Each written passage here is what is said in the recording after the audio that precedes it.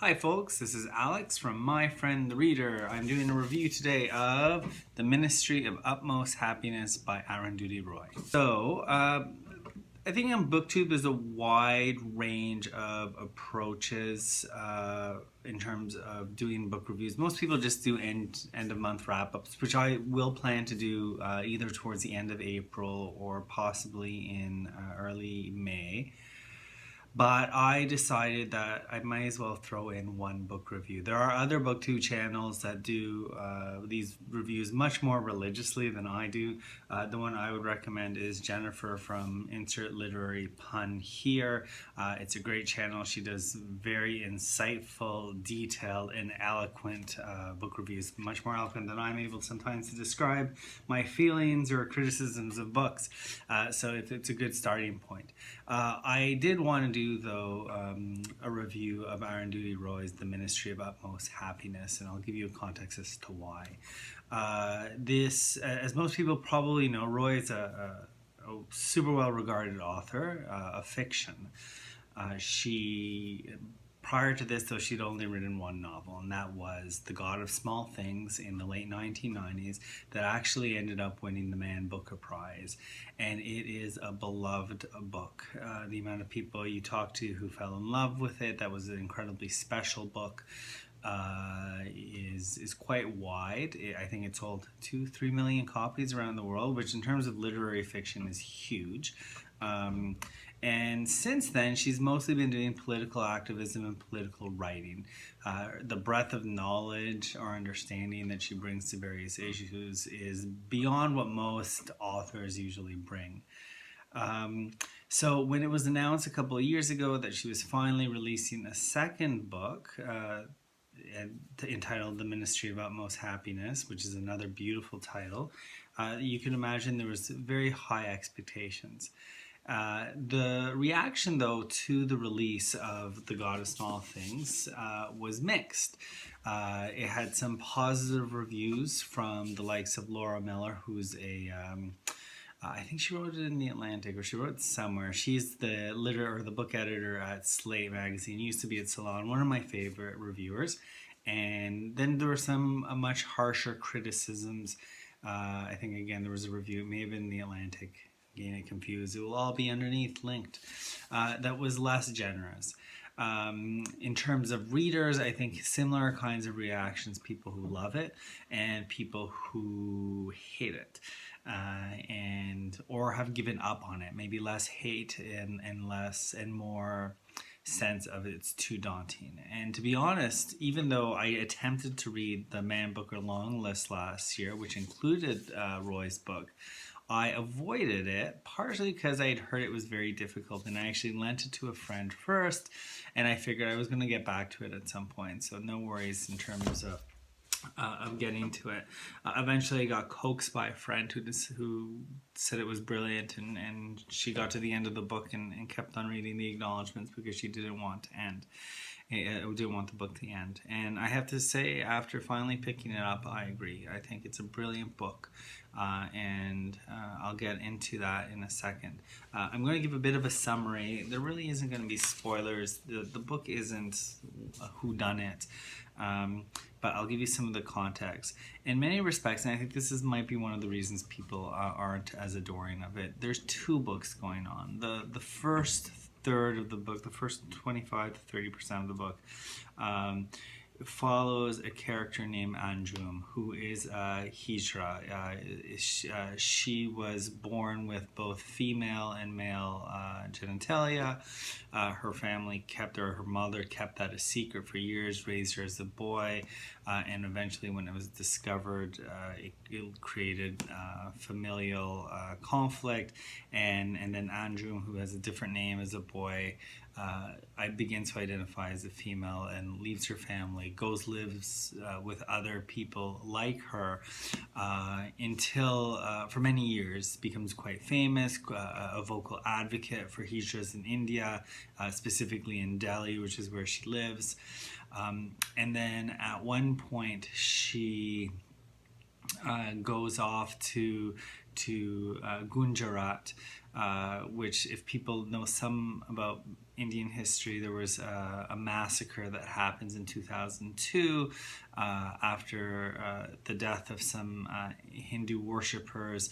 There's a revengeful violence against Muslims in an area that at that time was overseen by Modi, who's now the Prime Minister of India. And anyways, Anjum is there during that event, and she comes back after disappearing for months, shell-shocked, psychologically damaged, and when she returns, she never really reconnects either with her adopted daughter or with her friends, and decides to go off and live in this graveyard and set up a makeshift home and eventual compound, which symbolically is the Ministry of Utmost Happiness. So that's the first story, and there's more to it, but the second story then takes place largely in Kashmir, around the same period, slightly afterwards, in the 2000s and 2010s, following various characters who are at different sides of the conflict between India and Pakistan over who controls Kashmir. And exposes a lot of the brutality in terms of the various players and the roles they played in terms of terrorizing ordinary people's lives, particularly critical of the Indian government's role. The four characters we follow there are four schoolmates or old schoolmates that had met years before while performing a play, and who then move on to various different roles. There's Tylo, who is almost the love interest of the various characters, of the four different characters. Naga, who's this journalist who very much is almost the bot man of the Indian intelligence society. Biplab, who is actually a part of Indian intelligence, and Musa, who is a Kashmiri, initially just a citizen, but then a militant, and there's a love relationship that exists between the four of them, a triangle of sorts that we follow for the last 3/4 of the book. So as you can imagine, it to a certain degree, it sounds disjointed, and it is. And it's a difficult book in that sense, being able to pull together all the different threads that Roy decides to describe. But on the other hand, this is such a beautiful novel and reflects a craftsmanship or a level of craft that Roy brings to her writing. And the thing that I notice more is, like, first of all, I think even some of the criticisms of the book acknowledge how wonderful, how beautiful, how lyrical, how poetic her writing is. It's a joy just to sometimes pick up a paragraph and read it out loud. But what I found most amazing is how sophisticated, not just sophisticated, but how in control she is of the voice she's expressing. I want to compare, for example, to The Immortalist, which was a very highly regarded book that came out earlier this year. Probably unfair to Chloe Benjamin, who wrote it, but that book takes place through the eyes of four different characters. And reading it, although you get told it's four different characters, you don't necessarily feel in your gut, through your consumption of the words, that you're really seeing the world through different eyes, or you're hearing it told through different voices. And Roy, on the other hand, in this book, they're so different, and partially because there are such different tellings going on. So the first quarter of the book, the story of Anjum, is poetic and almost bubbly at times in the language it uses. And then the second portion of the book, to a certain degree, it's a more precise, colder language, but also moments of lush words, and at the particular moments, some romantic moments, some brutal moments, and And each of the tellings, whoever the narrator is or whose perspective is getting a focus on, is such a unique style of writing that even if you did not know who was telling the story, if you had not been told, it is so obvious just by the style of the prose. And I found that one of the most impressive elements of it. Aside from that, she's prior to this, the book I'd read was The Essex Serpent. And The Essex Serpent was very highly regarded. Some booktubers here love it. But we read it for book club, and there was a common sense that the language was too ornate. It took over the book, so much so that the plot becomes non-essential or overrun by the writing. And Roy so does not do that, which is so impressive because of the nature of the writing, how lyrical it is, that it doesn't take away from where the story is going.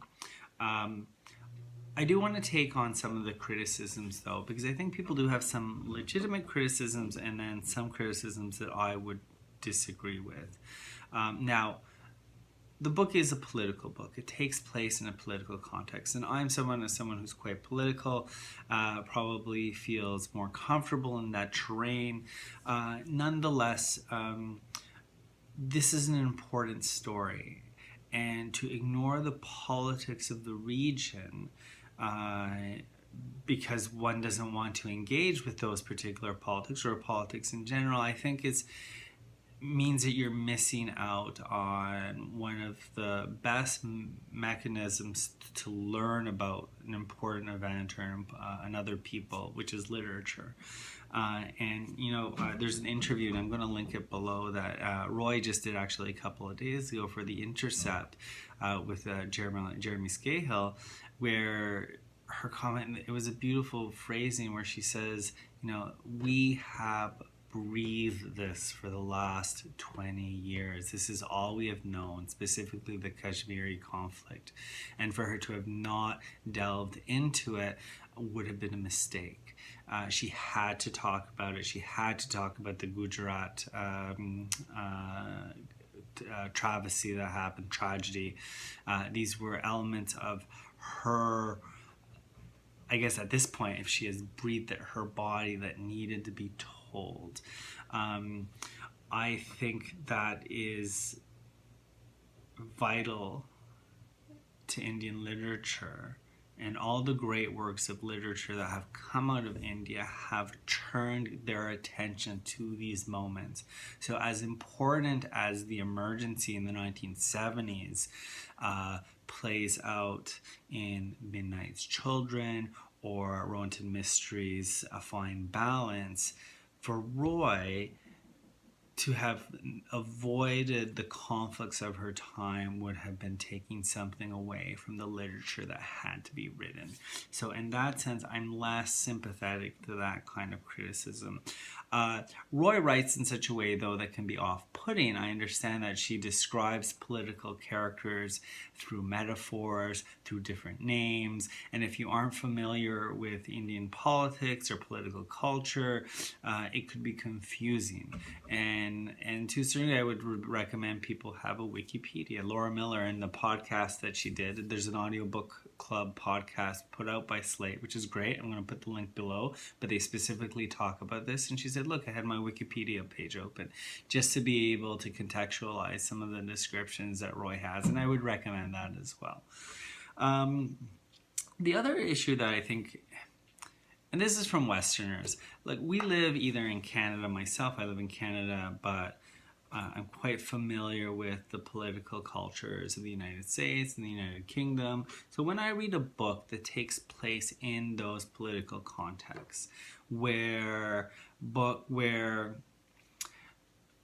just familiar with certain things that have happened in the past or what things that are happening currently, that when they're referenced or they're parts of literary plots, we don't think twice about them because they're there in our subconscious and we're able to ingest the information without trying so hard. when we're asked to read books from other countries, namely India, which is an incredibly complicated, rich political history with shifting alliances, brutal tragedies, and players constantly changing, it can be a challenge for Western readers. But I think it's a challenge that we really need to embrace. I have to say, three of my favorite books, including this one, take place in India, and a lot of my knowledge of Indian political culture comes from the rich political history that is expressed through beautiful literature.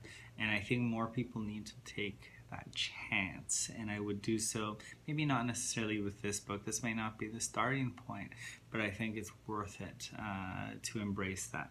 The one criticism that I think is a little more legitimate is that the stories are too tangential, and at the end of it, Roy doesn't necessarily tie everything in a neat bow.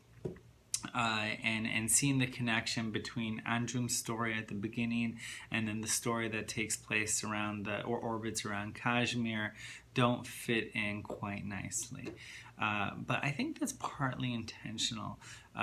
Roy often talks that this book is about the unconsoled people, those who have been rejected or violated, who have been secondary victims of the political history, who have nowhere else to turn to. And the conclusion of the book, and this might be a bit of a spoiler, and you can stop here, though again, it's not a plot-driven book, so I wouldn't worry too much about that. But in the conclusion of the book, they all find themselves in this amazing compound shared with a graveyard that Anjum had set up. And I thought that was perfect in a sense, that all these desperate stories and experiences found this home in almost in an absurdist environment, but it was the one place where they could find one another, tell each other stories, share their pain, and experience hope. And I think that's at the heart of it. This is what Roy's book is about, is like, how do people deal with tragedy and loss and lack of identity, or broken or shattered identity, and try to reconstruct, to rebuild themselves with love, with empathy, with understanding. And I think that at the end of the day, that's what the Ministry of Utmost Happiness is about. And Roy does a beautiful job telling an incredibly powerful story. So despite the mixed reviews, it's worth picking up. It has received some acknowledgement from prizes. It was longlisted for the Man Booker. It's longlisted for the Women's Prize in Fiction. It was shortlisted for the National Book Prize, or the National Book Circle, Critics Circle Award. So clearly some people have seen what's there, the beauty of the writing. But if you haven't, if you're afraid, or you want to give it a second shot, I would, because it's more than worth it. So thank you, and I'll see you next week.